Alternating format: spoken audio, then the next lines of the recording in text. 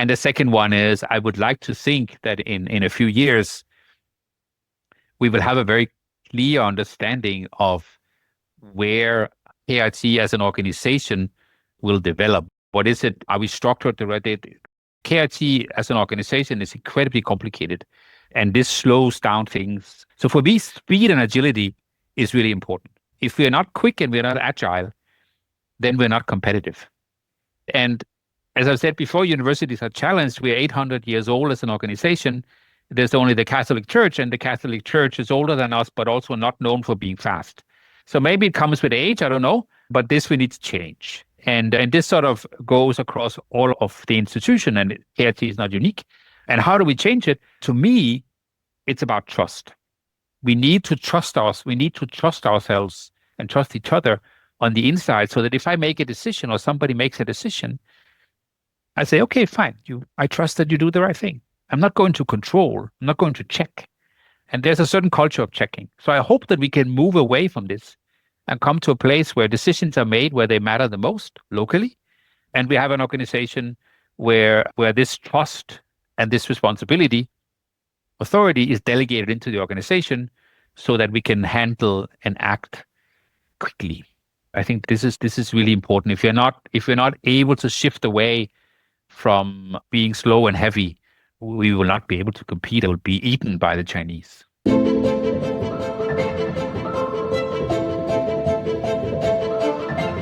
Innovation weiterdenken und Zukunft einfach machen. Hallo, Klaus Reichert hier. Ich bin unabhängiger Unternehmensberater und Business Coach für Innovation und Business Design. Ich begleite engagierte Unternehmerinnen und Führungskräfte sowie ihre Teams mit Smart Innovation auf dem Weg von der Vision zu enkeltauglichen Leistungen. Meine Mission ist es, Unternehmen und seine Menschen kreativer und innovativer zu machen.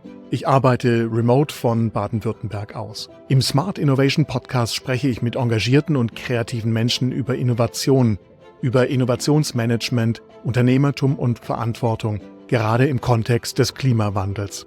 Zuhörer können bei den Live-Aufnahmen mitmachen und Fragen stellen. So wird Innovation lebendig und leicht umsetzbar. Den Link zu Terminen, Newsletter und dem Transkript finden Sie in den Shownotes. Und denken Sie daran, es gibt kein Ende von Innovation, nur Starts. In unserem Gespräch geht es heute um die neue KIT-Vision. Im Gespräch bin ich mit Professor Dr. Jan Hesthaven. Er ist Präsident des Karlsruher Institut für Technologie, dem KIT. Er hat einen internationalen Hintergrund mit Tätigkeiten an Dänemarks Technischer Universität in Kopenhagen, der Brown University in den USA sowie der École Polytechnique Fédérale de Lausanne in der Schweiz. Wir wollen uns unterhalten über die neue Vision des KIT und vertiefen die Inhalte, um eine Vorstellung der Richtung auch zu bekommen. Wir sprechen über die grundsätzliche Wirkungsweise von Visioning und die notwendigen Schritte, die dazugehören. Aufbauend auf die langfristige Vision, ein Bild sozusagen der zu erreichenden Zukunft, geht es daraus, abgeleitete Strategien und spezifische Projekte dann auch zu realisieren. Und entsprechende Maßnahmen, von deren Anpassung, um auf Kurs zu bleiben. Hallo Jan, schön, dass du heute mit dabei bist beim Podcast. Ja, vielen Dank auch für die Möglichkeit und ein bisschen, heute nehmen wir dann ein bisschen Zeit zu diskutieren, wo gehen KIT hin und was sind die Herausforderungen, auch die Möglichkeiten, dass ich als Präsident von KIT sieht.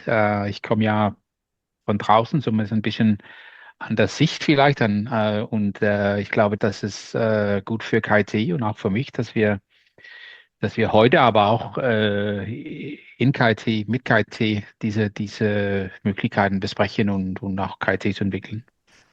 Du bist schon viel herumgekommen auf der Welt. Ich habe gerade das Ganze verkürzt dargestellt.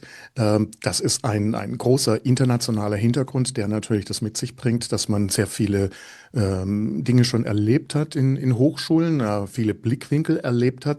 Du bist jetzt eigentlich einer der ersten recent Präsidenten am KIT, der eben diesen internationalen Hintergrund hat.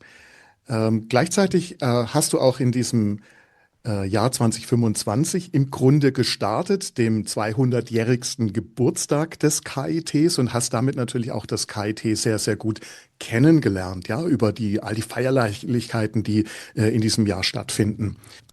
Es ist also so, eine gute Kombination von diesen neuen Blickwinkeln, die du mitbringst, einen guten Start natürlich an der Hochschule, an der Universität zu haben und natürlich auch bestimmte Erlebnisse und Erinnerungen aus diesem Jahr gleich mitzunehmen.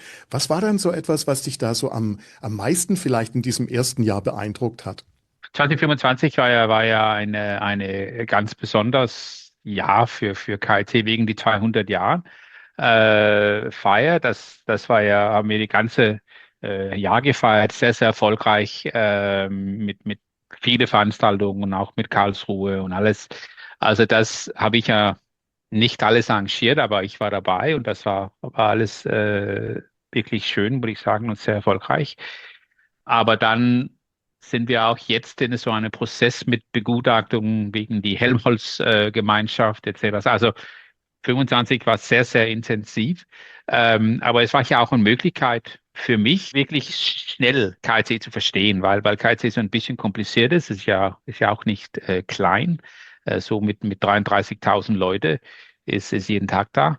Und natürlich die Erfahrung, die ich habe, die ich von der Schweiz und von der USA bringt, hat mir natürlich auch geholfen, um zu sehen, wo sind die Möglichkeiten und was ist dann mit KIT einzigartig. Also ich muss sagen, das war auch Teil meines Beschluss, um am KIT zu kommen. Ich war auch sehr, sehr beeindruckt bei dem Mut, das KIT hat, um einen Präsident nicht nur extern von KIT zu berufen, aber ein Deutscher, sondern jemand, die nie vorher in Deutschland gelebt hat und dann auch gearbeitet hat. Also da braucht man wirklich einen gewissen Mut und auch eine Wille zu sagen, jetzt müssen wir etwas anders probieren, jetzt gehen wir einen anderen Weg.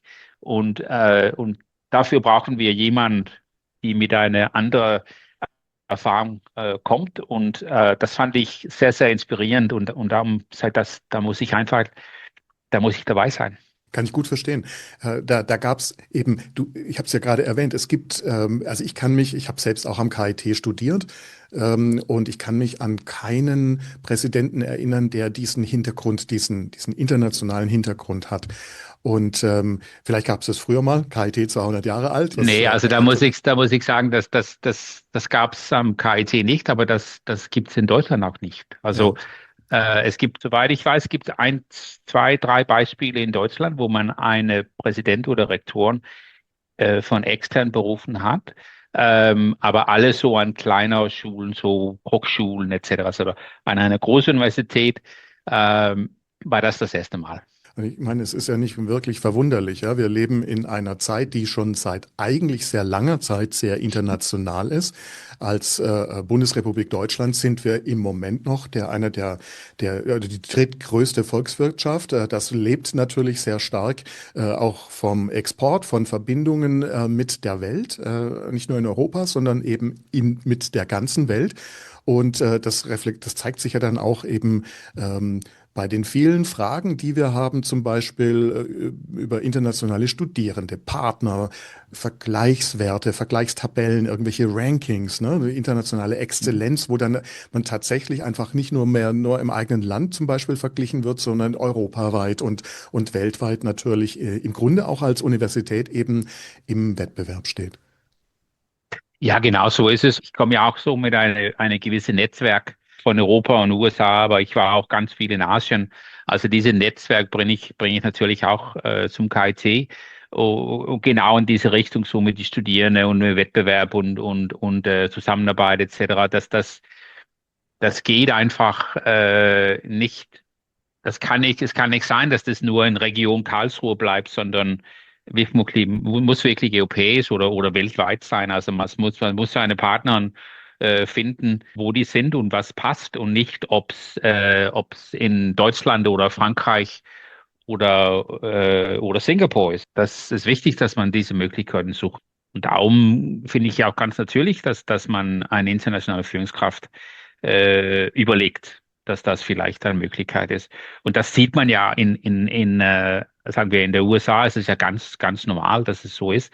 In Europa vielleicht ein bisschen weniger, schwieriger mit Sprache etc., ist ein bisschen komplizierter, aber unmöglich ist es ja nicht. Ja? Ja, vielleicht ganz kurz das Thema Sprache. Du hast ja auch dann auch so eine Art neue Sprachregelung eingeführt, die ich sehr pragmatisch finde. Da kann man sehr gut was mit anfangen am KIT. Kannst du die gerade kurz wiederholen, bitte, wie ihr das ganz einfach haltet, zum Beispiel bei Meetings? Ja, also ich habe ja versucht, eine neue Richtung, also in eine neue Richtung zu gehen, um zu sagen, ja, ich verstehe ganz gut, dass es gibt viele Mitarbeiterinnen und Mitarbeiter, die nicht Englisch spricht, aber vielleicht auch Englisch versteht. Und es gibt natürlich auch ganz viele internationale Kolleginnen, Studierende, die vielleicht Deutsch spricht, aber vielleicht schwieriger. Es ist dann im Deutsch etwas kompliziert zu diskutieren. Also gehen wir so vor, wo wir sagen, ja, man kann entweder Deutsch oder Englisch sprechen. Man muss also nach einer gewissen Zeit ist die Erwartung, dass man Deutsch oder Englisch versteht. Und dann kann man dann an dieser eine Sitzung, eine Treffen, kann man entweder Deutsch oder Englisch sprechen und dann läuft es so. Also eine Modell, wo man sagt, ja, wir müssen alle Deutsch und Englisch perfekt sprechen, das ist nicht pragmatisch und das funktioniert nicht. Aber eine Lösung, wo wir sagen, ja, wir haben einfach zwei Sprachen und man kann eine oder die andere benutzen, muss aber der andere dann verstehen. Ich glaube, das läuft ganz gut. So war es auch in Lausanne, muss ich sagen.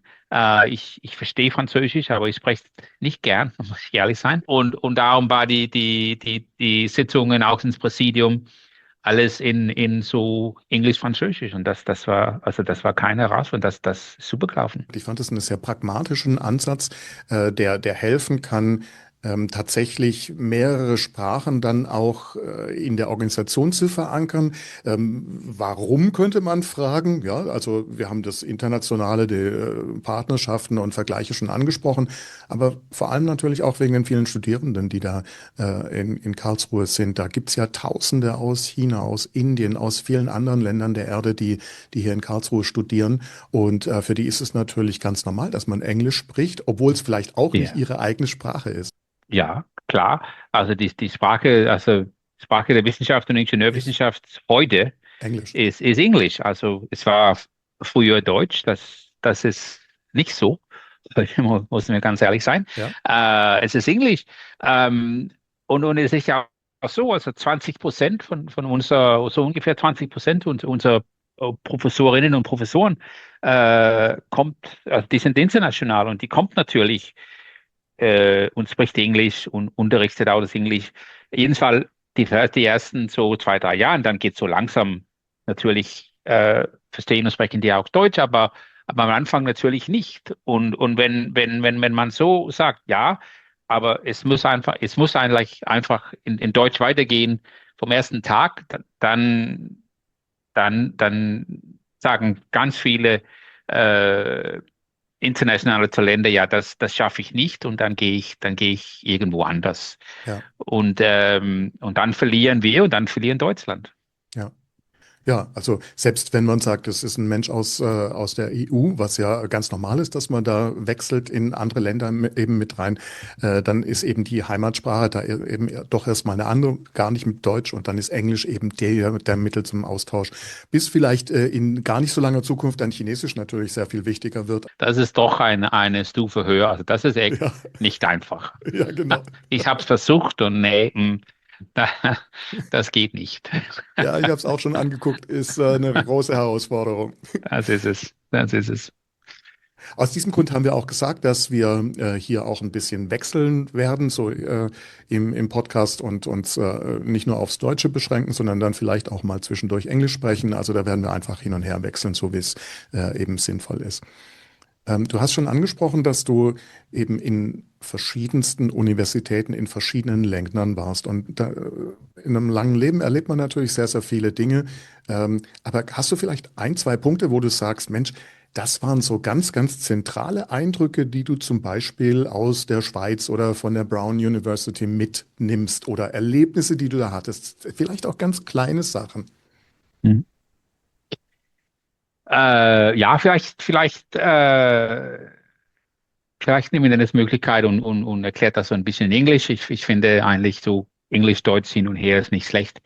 So the culture of doing, I think, is something that we need to learn a little bit. I think the American culture and the Asian as well, doing rather than trying to think everything through is something that we need to reflect on to some extent, absorb. In the US, you have a problem presented to you. You think it through, you sketch a solution, and you go. And if it doesn't work out, that's okay. Then you either correct or you recognize this was the wrong way and you look for a new path. Whereas in Europe, there's more of a tradition of, no, let's think about all the options that they're there and let's try to think through all of them so we find the right path right away. And then we go down that path. It might be that this is the wrong path, but we have decided this is the path. So we stick to it. And of course, this is unfortunate in the sense that it's a very slow process. It slows us down. And this is something that we need to think about how we can adopt a little bit more of this culture of doing rather than thinking about it. This is, I think, one of the cultural things that we have to learn from the US. Switzerland is in between. Now, Ep150 in Lausanne like to market itself as the most American university in Europe. It's probably true in the way that it thinks and in the way that it acts. And I think there are things we can learn trying to find this compromise, not only as an institution, but perhaps also as a society, where we take the best of what we have and then we learn the best of what they have. And this is the path forward. And so this would be, I think, one example. Another example that I would like to maybe highlight is that by being in different systems, being in the US, so I was at Brown University, an old Ivy League, very expensive, etc., very nice. And then at Ep150, public school, just like KIT. And the way you think about the role of the university and what is it that we do are just two very different pictures. A private university is a private company. It serves the customers, and that's fine. But it doesn't, in some sense, have a clear societal task because it's not paid by taxpayer money. As a university, KIT, we are spending the taxpayers' money, and this gives us a certain responsibility to think about what it is that we do and why we do it.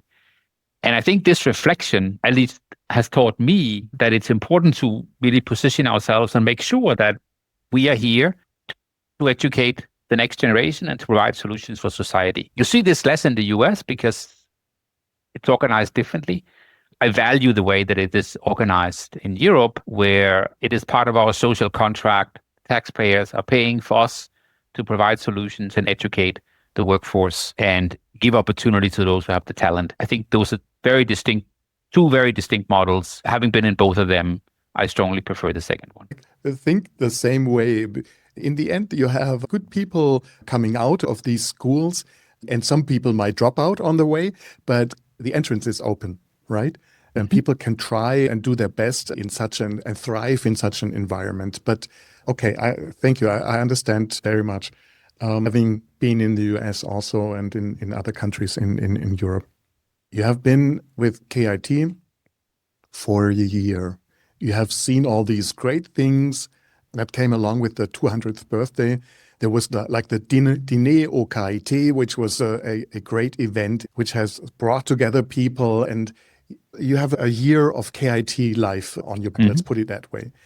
And now there is that new KIT vision, which you have published. It's available on the website. We will share a link to that PDF document. Why now? Why now? I'd say it's an excellent question. So first of all, it was important for me to spend a little bit of time for me to learn something about KIT and for KIT to learn something about me. I'm a very different person than the previous president. Nothing wrong with this. It's just we're different people. We're different We have different experiences, different leadership style.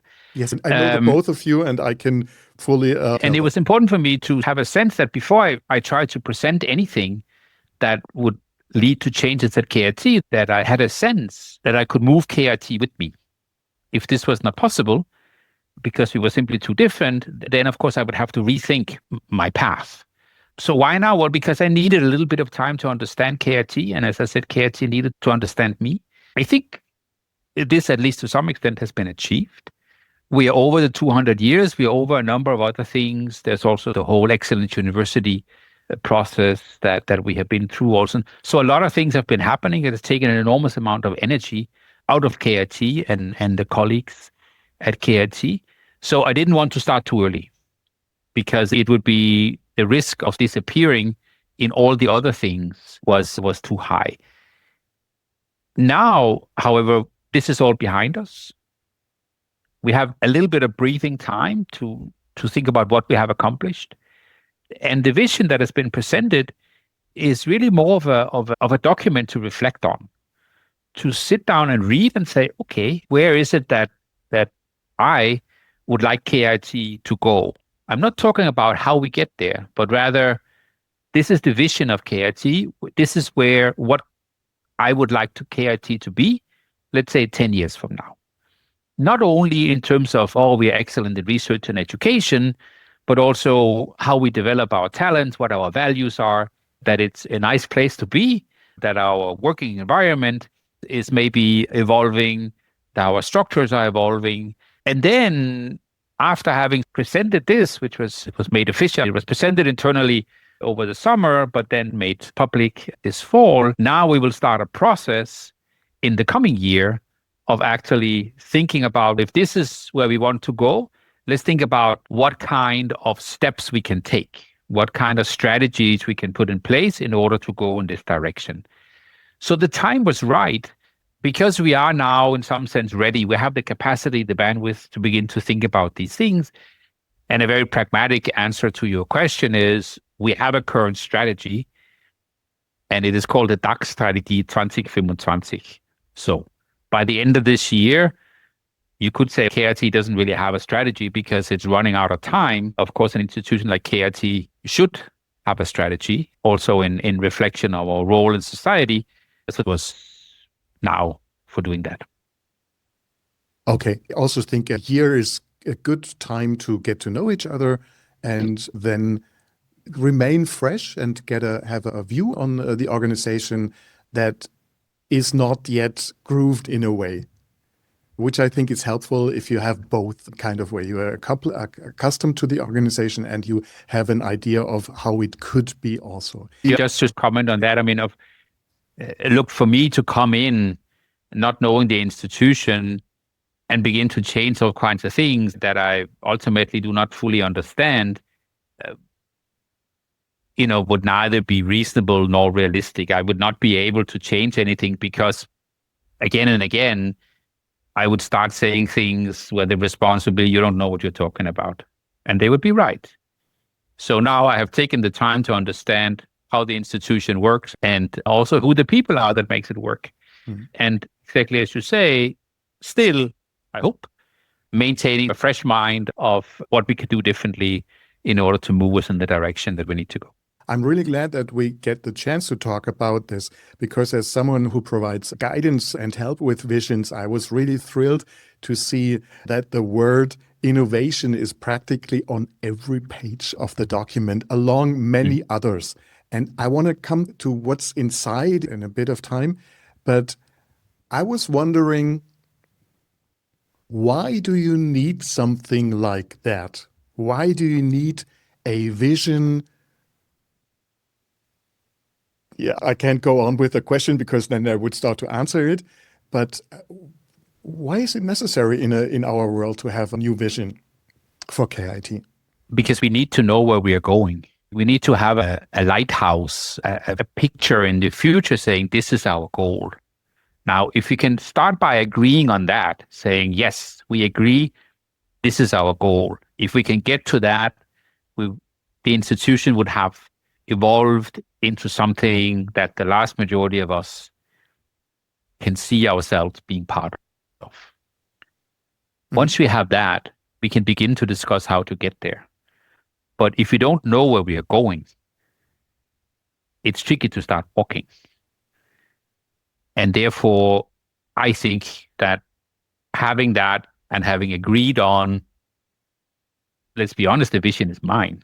So if it's not the outcome of a discussion, but I see that as my role as president to set this vision and then discuss with the community about whether this is the right thing or not. And this, of course, we have done.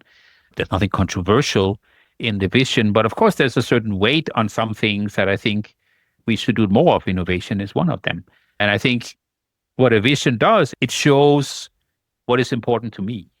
And then we can discuss. I think for the vast majority of people, and again, it's 33,000 people, they value having a sense of where we're going, having this sort of sense of direction in order to move there together. Without that there's a risk of spreading too wide or basically losing the community. Especially in a world that has rapidly changed in these past maybe 2 decades and with a very open future. Yeah, I'd say a situation for the universities, but also for society that has changed a lot. But I think what is perhaps most concerning, but also exciting, is that it continues to change at an accelerating pace. And how do we position ourselves in a society that not only is changing, but is changing faster and faster, to a large extent driven by technology? This is a real challenge for all of us. And solutions, to a large extent, needs to come from the universities. We are the innovation machines, not only for technology, but also for thinking. And we need to provide solutions. And you're the innovation machine for, let's say, people on staff, the researchers, and also the approximately 25,000 students that study at KIT. Yeah, I have said many times, and I will maintain that our proudest product, what we should be most proud of, and what makes the biggest impact in society is not our technology, but our students that ultimately leave KIT and go and do great things in whatever career they choose. We have 5,000 students coming in every year. The vast majority of them will go on and finish their degree and go into society. And this is where we have the biggest impact. And this should never be forgotten. It's important that we do research and it's important that we create companies, but our impact, it lies in our people. And 5,000 new people is it every year or every semester? Yeah, every year. But it's primarily in the fall semester, but it's about 5,000 new students. That is a big force of renewment for an organization. There is always new things and new expectations and new knowledges, new ideas, and that sort of come from that source of new people that go into this organization, and that sort of things they don't like, some other things they work on making things better or shaping it their way. So that's something that is continuously working on the organization, where we don't have to do anything at all because there is this force of new people all the time. But this is what makes a university an exciting place. This is what keeps us all young. I'll be honest with you, this is what is unique about a university compared to any other institution. You have this constant influx of young people who question, who seek, who look around, finding and positioning themselves, also themselves growing up as being a part of it. And this is like that. There's no company, no research institute. There's nothing that is like that. This is truly unique. This is what makes a university. Also, the title of the document on the headline is Science for Impact. So if we look at what's inside the KIT vision, I'm really happy that you didn't opt for the standard version, which is 3 sentences that say nothing and are more marketing oriented, but it's a document with a lot of pages, images also, but it's a lot of pages, it's a lot of text. And so I tried to look at the document and see what the most used words are. And there is a lot, but if I go down a list of selected keywords, that's science, research, innovation, future, impact, solutions, education, challenges, technology, talent, community, progress, change, partnerships, the list goes on. We can't talk about everything that you have written in the vision. But I think we should select 1, 2, 3 section of it and focus on that. What would be the parts that you would focus on? I think we can start with sort of innovation as a driver. I think innovation, not only of creating companies, that's one way. This is also one way in which we, in a very concrete way, give back to society by ultimately creating companies and creating job opportunities, etc. I think this is very important. I think we are doing quite well. We are forming, I think last year, the order of 60 new companies. The goal is in the 10 years to double that. But it's about creating a culture at KIT where innovation and startup is one of the 3 options that students see, whether it's master's students or it's doctoral students or doctoral researchers, see as their next career step, where they say, okay, I can either go into a company and work there, that's fine, an existing company, a large company. I can go and work for the state or maybe for a research center, that's also perfectly fine. But the third option needs to be, I have a great idea, I'm going to start a company or something else. I'm just going to create something new. And this requires us to rethink a little bit the value system also inside the institution so that the students see this as a genuine option. And they see that also in the role models that we bring in and the alumni that we bring in to say, look, guys, this can be done. Okay, it's not impossible. You have to take a chance. And this is what it boils down to. You have to give the students the courage to take that step. Now, it for some can be a very big step. So we have to support them. And building this ecosystem and building this sort of culture is one of the things that we absolutely must achieve. We have already a lot of it. We can do more, and we must do more in order to facilitate this transfer of what we know into solutions in society. There are many options. So I think this one is one of the things. This is why innovation is very high on the list, because you can look back in KIT and you can say KIT has a history of 15 years. That's KIT. And the focus has really been on melding together research and education, because we came from a history where research was done in the Kernforschungszentrum in the North Campus. The traditional university was really just that, focused on education, also research, but education being a big part. Now they're being brought together. This gives some unique opportunities to enrich education and to enrich research, but bringing the two together has taken some time. This is now very well developed and continues to move forward. And now the third piece of the puzzle is to meld into that the innovation culture, so that from education and research comes an innovation culture. And therefore, this is an important part of what the vision is, to build that. You mentioned specifically when talking about innovation, a startup-oriented culture, let's put it that way, with a startup-oriented education, which is a bit broader than teaching mathematics or whatever you could simply do. There's also other forms of innovation, right? You can do innovation in companies, which exist already, but you can also innovate within the organization, with the focus on the organization. Is that something that you are thinking of also? Because like education has undergone a lot of changes from possibly classroom to online, back to groups and whatever, coming together in real life again. Is there something that you're envisioning here also?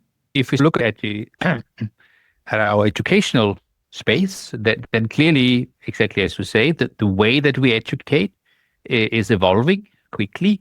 I think at this point in time, it is clear for all of us that online or hybrid or MOOCs or the massively online courses and so on is not the future. It can be a complement, but it is not the efficient way of educating our future engineers and scientists. I think there's a lot of added value in what it provides. You can study at a different time. For some students, learning in a large classroom or in an auditorium is difficult. Space, noise, the sound. So clearly there's a lot of things there that is being developed. We're moving away from the classrooms, moving up from the big lecture halls, when possible, into things that are more group-based. This is clearly also what students prefer. One of the things, I haven't seen it at KIT, but at my previous institution, after about a year after COVID, we got messages from the professor saying, there are no students in my classroom. or I only see half the students in my classroom. What is this about? And at the same time, they were complaining, maybe it's because we tape the lectures and then the students are too lazy, they sit at home. Now, that was in fact not the case, because we could track how many students we had on campus. And the number of students on campus had not changed. But the way that they worked had changed. So they came to campus not to go to the lecture, because they could do this in a different way, but to work with their friends. And this means that you have to think about, then, is campus the way that it's built today also the way it should be looking tomorrow? Most certainly not. So this is one way. Of course, we are thinking about that also when we are planning buildings. Clearly, this is a parameter. The other sort of big elephant in the room, of course, is artificial intelligence. What would this mean for how we teach, what we teach, how we test? At the end of the day, when a student leaves KIT with a document saying, I have a master's in electrical engineering, it's a certificate from our side saying, we guarantee that this student knows this and this. So if you go into a world where artificial intelligence plays a much more important role in how we work and how we test, then we still have to be able to say, when you graduate, we guarantee that you have a skill set that is valuable for the employer. And what this means in 5 years and 10 years is right now very difficult to predict. So therefore, this has to be a dynamic process. But this is very much innovation that has to happen on the inside educational space. A third example, briefly, we also have to think about whether the way that KIT as an organization is organized. It's the way that our university and universities historically in Germany are organized, also the way that is the right one for the future, and that is an attractive workplace for future generations of young people who have different values. We have to be honest in what they want to see. And the traditional, very strong hierarchical university structures that you see in particular in Germany is very likely to be a challenge. So this needs to evolve. I can feel that there's also something about, let's say, societal impact on the way you organize, on the way you teach, you educate, on the way you do research and innovation, on the way you transfer all that knowledge back into society, because there's different expectations in society. There's different expectations, but there's also, at least from my point of view, I have tried to make it very clear that our role is to serve society. This is what we're here for. We're here to spend money. We don't make money, we spend money. But it's an incredible privilege to be able to spend money that is given to us in trust from the taxpayers. And they expect that we use that in a way that serves the needs of society. And of course, those needs evolve and they change. But we have to take that challenge upon us and say, yes, this is what we are going to do. I think we have other challenges that we also need to fully accept. We have a substantial, in Europe as well as in Asia, a substantial demographic, I would call it a crisis, let's call it a challenge, in that there are simply not enough young people. Now, what do we do with that? One of the things that I think we have to do is we simply have to be more inclusive. We have to think about how do we make sure that everybody, and really everybody, who has the ability and the interest of attending a university has the opportunity. Now, you could say, well, we sort them with money and so on, but this is not enough. We also have to support people who perhaps come from a background where the idea of going to university is very far away.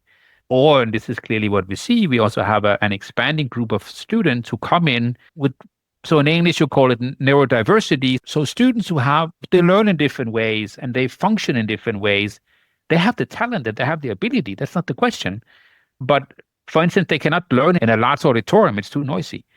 But there's an enormous pool of talent there that we need to think about how to activate and not lose.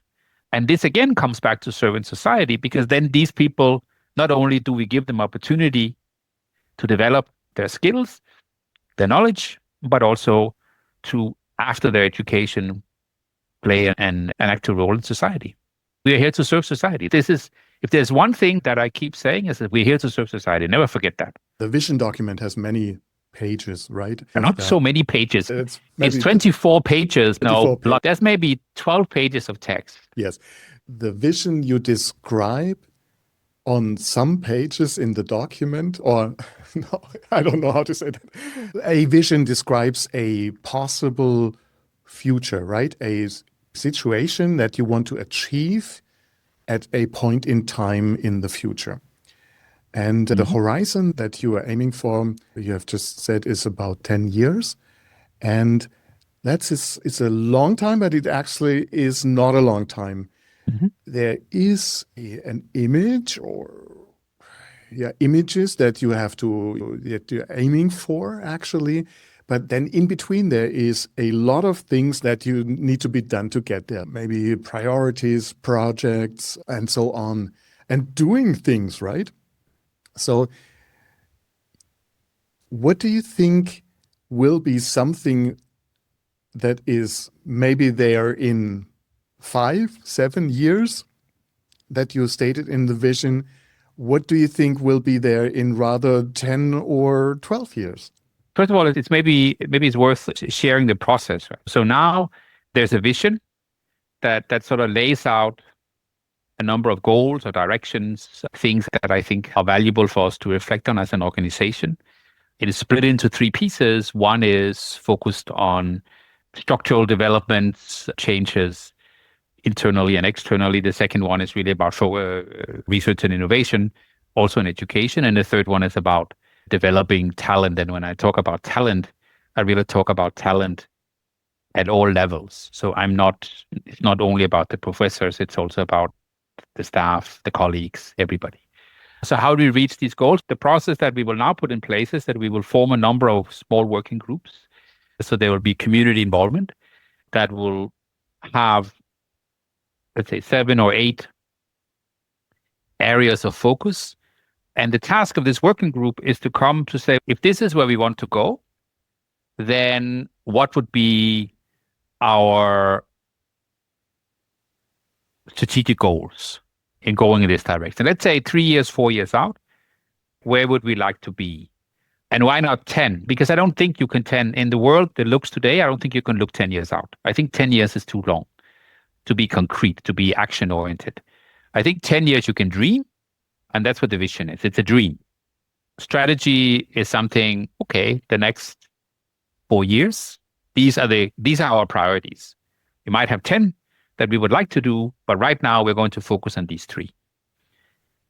And then if those are then the strategic goals for the next 3 years, 4 years, once we have agreed on that, we can then agree and say, if these are our top priorities, what kind of concrete measures do we have to take in order to go in this direction? And this means that because it's not a 10-year timeline, but a 4-year timeline, then it has to be a dynamic process where every 3 years, 4 years, we come back as a community and we say, okay, the dream remains, but the steps that we've taken, are they still the right steps? Are they still the right priorities? Maybe something else needs to be included. Maybe something else can be taken out. We reconsider, we come up with new concrete measures, and we continue to walk. So I hesitate a little bit to give you 3 things that would say, this I will definitely achieve, because I really want to do this with the community. I don't pretend that I know everything that goes on in every corner and that there's not something somewhere where I say, you know what, I missed that one. But now that we have talked about it with community input, it's clear to me that this has to be a top priority. And then this then becomes something that we walk through. But to give you a concrete example, I would like in 3 to 4 years to see AI being embedded into everything that we do in education, in governance, administration. Researchers will do it. I'm not worried about that. Because if we don't, we will be left behind. So this is not an option. This is a very concrete one that we must do. And the second one is, I would like to think that in a few years, we will have a very clear understanding of where KIT as an organization will develop. What is it? Are we structured the right way? The KIT as an organization is incredibly complicated, and this slows down things. So for me, speed and agility is really important If we're not quick and we're not agile, then we're not competitive. And as I said before, universities are challenged. We're 800 years old as an organization. There's only the Catholic Church, and the Catholic Church is older than us, but also not known for being fast. So maybe it comes with age, I don't know, but this we need to change. And this sort of goes across all of the institution, and KIT is not unique. And how do we change it? To me, it's about trust. We need to trust ourselves and trust each other on the inside, so that if I make a decision or somebody makes a decision, I say, okay, fine. I trust that you do the right thing. I'm not going to control. I'm not going to check. And there's a certain culture of checking. So I hope that we can move away from this and come to a place where decisions are made where they matter the most locally. And we have an organization where this trust and this responsibility, authority is delegated into the organization so that we can handle and act quickly. I think this is really important. If we're not able to shift away from being slow and heavy, we will not be able to compete. It will be eaten by the Chinese. My terrible question, which was also poorly phrased, misled you in a way, because in the very beginning, you already answered that question, basically, because you were talking about long-term projects that are maybe wrong, but you do the project anyway, or a certain agile approach to things to get quickly with experiments and on other levels also to a solution, see if it's right or wrong, and then go on, correct, enforce, strength, whatever, what is good, and correct what is bad. We have to simply accept the entire institution that it's okay to make a mistake. Yes, it's okay. And learn from it. Of course, you have to learn from it. You don't do it twice, you do it once, but it's okay. And nobody gets thrown under the bus. Very often I say to my colleagues and to people, you don't have to worry, because the only one that is really responsible at KIT is me. So if something goes wrong, it's me. It's not you. Now, if you continue to make mistakes, we're going to have a conversation about that. But ultimately, the responsibility for KIT lies with me. And I'm not going to throw you under the bus. Now, building this trust takes time. Okay? Yes. But only then can we begin to do things, because then people have the trust to do things locally. And you can say, oh, it can't be done. I did it at my previous institution. I know it can be done. I know it can be done. So that's not I'm not doubting that at any level, especially when you offer such a generous vision, right? It's not you have to do X, Y, Z, and it has to be 150 and whatever, right? It's something when you read the document closely, you read a lot of very empathetic and soft power. I don't know the right expression for that right now. Statements which are very clear in a way, but also my favorite sentence is something like, KIT leads the way by creating a future where technology enriches human interaction, preserves our shared humanity, offers solutions, and inspires us to build a more thoughtful and connected world. That is something that any president should give its people, his or her people. I'm glad that you find it empathetic. I have to say that in everything that I do, including the vision, the expression of values is very important to me. It's very important to me that KIT as an institution is inclusive, it's transparent, it accepts what we do, it accepts errors, etc., etc. So that there's a certain set of values which defines us as an organization, but that also we are clear about that. So if somebody says, I would like to be a KIT, but I don't like those values, then my response would be, then I'm not sure KIT is the right place for you. And so they will have the courage to say, this is what is important to us. We think this is the right set of values. You can be part of it or not. That's for you to decide. But having these values is essential to me. Otherwise, I think we lose our compass. Great, you're talking about the compass, because that's also something that is integrated into such a vision document. If you wanted to say that compass direction in a few words, what would that be? I know that's a hard question. In a few words, I don't know. I described it on 12 pages. To make sure that KIT is a place that has strong values and provides opportunities for anyone with the talent to succeed. Wow. Okay.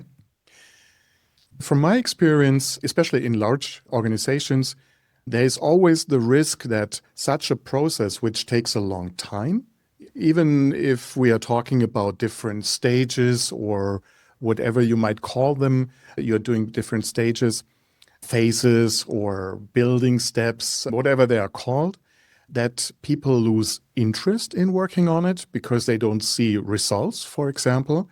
There is always the risk that people tend to use non-descriptive language, which says everything and nothing, that people don't really aim for whatever they want to do because they think it's politically possibly not opportune to say or do something like that.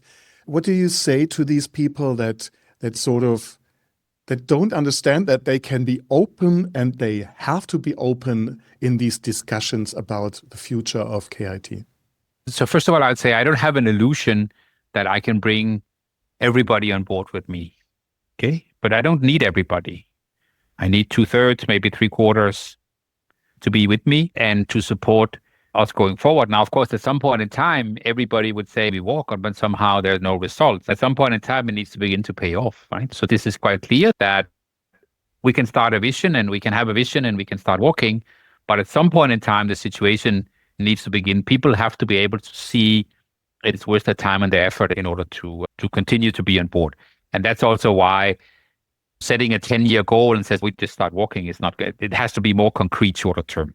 But what you're mentioning, of course, is always a challenge in any process like this. What we are trying to do here, to some extent, is a cultural change. Cultural changes in large organizations is notoriously hard and notoriously time-consuming. At universities, it's even harder and even more time-consuming because, yes, a university will have a president or a rector, but we are really more like mayors. We have a lot of soft power. We don't have a lot of hard power, at least not too much hard power. And so the only way you can drive this and continue to drive this is by continue to involve people and have them be part of the journey that we are all on.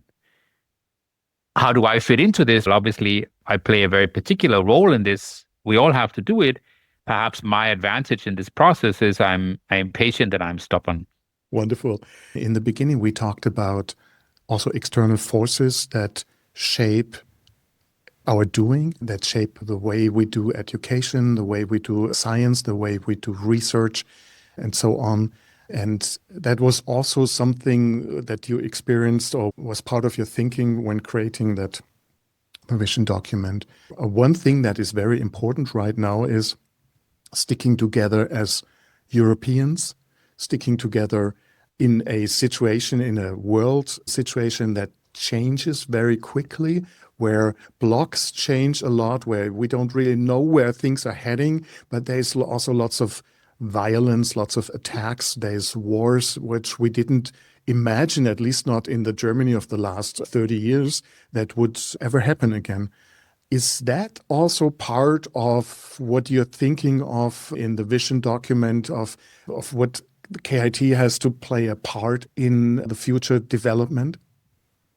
I think the changes that we are seeing in the world, geopolitical changes, requires that we think about what is the role of a university in, again, providing solutions that are there to serve society in this context, there to address security of civil society, whether it's change the logistics, making sure that we have the food and the medicine that we need in a case, in a crisis. How do we do this? What does that take? Of course, there can be more direct. How do we defend ourselves against drones, et cetera, et cetera? But this whole question of what is the role of the universities in Germany in particular, but certainly also in Europe, of helping to provide and develop these solutions, which I think historically has been an area where many universities, in particular in Germany, because of history, has been reluctant to enter into. I think the situation that we are in now requires that we as universities, especially as technical universities, revisit that position and ask ourselves, what can we do and what are our boundaries for entering in to this kind of research and this kind of development with the goal of providing solutions that are there to defend our social society.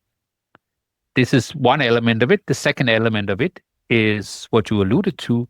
We also have to move from a model where universities compete with each other, whether it's at a European level or in a German level, to universities collaborate with each other to find solutions. We cannot possibly be great at everything. No university can do that. Some are very close because they're very big and they're very wealthy. Universities in Europe typically are not like that. So we have to find a model where we also get together and work in networks in order to provide these solutions, which are complex solutions. In Baden-Württemberg, we are pretty good at that, but there's still room. But the whole sort of theme about security and defense is one where I think we as a technical university has a duty to participate in that and be an active partner to society and to industry in developing these solutions.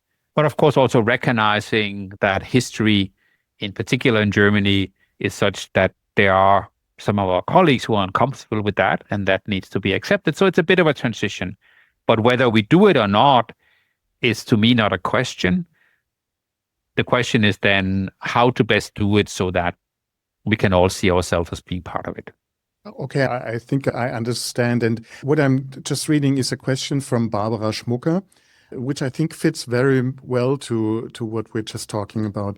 She asks, should values also lead us when we think about which technologies KIT will create, considering that you cannot always predict which impact a new technology will have in the end? Yeah, I think values should guide us in everything that we do. Perhaps the most thought-provoking examples would be coming out of gene technology and our ability to select, design, if you will, the next generation of babies. Is that something that we want to be part of? Not? And who decides exactly what these genes are and what this means, and et cetera, et cetera. There are lots and lots of ethical questions that we need to think about. I think we have to be careful also not to simply close the door saying, oh, this looks very complicated, we're not going to do it, because very often most technologies have two sides, and it is going to be a compromise of, yes, we do the good, recognizing that there's perhaps also a bad side to the technology that we then have to reflect on. Are there things where I would say this we cannot do? Yeah, of course there are things. Would we say, oh, we're going to develop nuclear weapons for Germany? I think that would be very difficult to go down that path to say this is a single use case where no, that doesn't fit. And there are certainly many other cases where you'd say, no, that's not something we are comfortable with. And these choices have to be guided by our values. So yeah, values, there's no way around the values. And what I understand, this is also part of the next steps, talking about all these things as part of working towards the vision. So we have actually right now an active internal process where we're trying to define with the community what are our boundaries in the direction of security and defense related research and technology. How far are we willing to go? There's a sort of a very pragmatic element to it. If you really wanted to go in this direction, this would require substantial changes at the university. A university is an open environment. People can come and go. The doors are open for everybody. KIT is a city university. If we really were to go in that direction, we would have to close up parts of campus. We would have to have security controls. We would have to have rooms with no windows, et cetera, et cetera. I don't like that. That is not part of my vision for what a university is. So basically, we have to define, based on our values as a university, how far are we willing to go? And when we come to this boundary, we will have to find somebody to collaborate with in order to transition to a different environment. Then it doesn't belong at a university anymore. And where this boundary is a value decision. For the podcast, it is important to get from listening to doing. And what I understand in our case is I think we should try to help to get into the next steps of working towards the KIT vision. You have described that you accept or you think that you envision a way that sort of creates in different steps results over time that is also experimentation, that is a shared responsibility, and all of these things. And that you are working on these things on teams, workshops, and so on right now. But what will be the next big steps that people can look forward to or prepare for, say, in 2026? And how should they start that? Is there a simple way to contact somebody, especially if there is some initiatives, some special initiatives? The next big step is the formation of these 7 or 8 working groups that are there to represent the community in order to discuss in these 8 groups, which are thematic groups. What is our priorities in this theme? What is our strategic measures that we could think about? Is it more important to do this or to do that? And prioritize them.